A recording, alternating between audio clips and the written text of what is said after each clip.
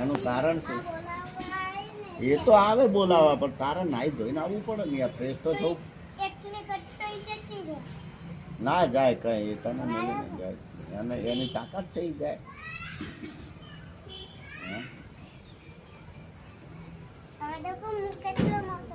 તો તારી વાત થાય તો બહુ જબરો મોટો થઈ ગયો. ભૂખ લાગી? તો દેખો हमने ઘરે ગયા છે ને અમે.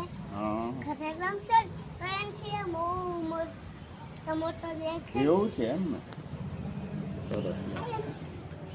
પણ તું ચંપલ પહેર્યા વગર કેમ આવશે? અને દાદા કેટલો મોટો છો. અમને